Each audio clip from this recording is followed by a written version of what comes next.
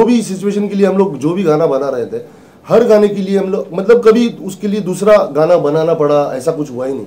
हर गाना लाइक जो भी बन रहा था वो अच्छा आ रहा था भगवान की दया से, और सब हमारी ये फिल्म के लिए और जॉनर के लिए अच्छा था। सो सब सिलेक्ट है और वैसे कुछ टेंशन आया नहीं हमको।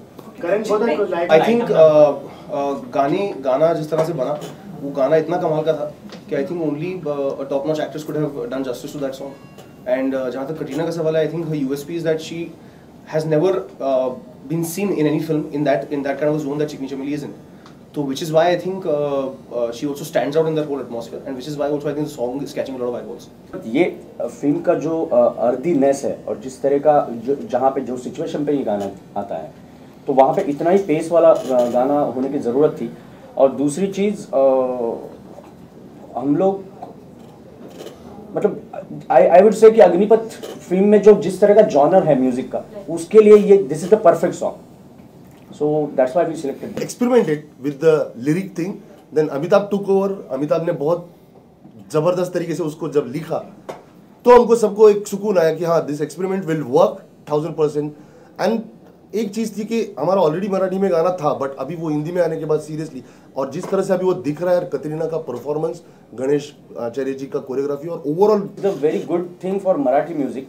इफ सपोज, क्योंकि आज तक ऐसा हुआ नहीं कि मराठी की कोई ट्यून आई है.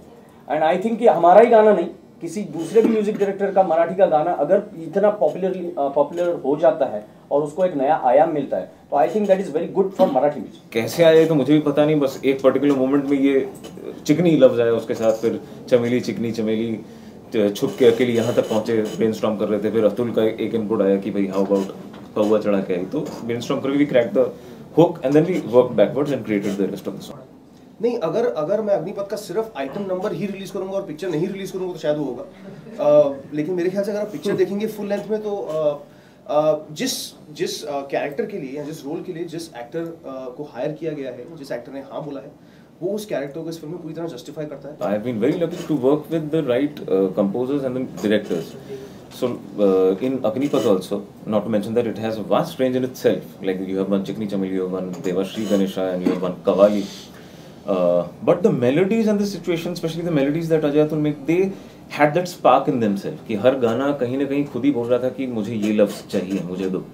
So it just fell into place. I reacted to their melodies, to the situation. It fell into place. So I think the credit goes to these guys. Thank you for reacting.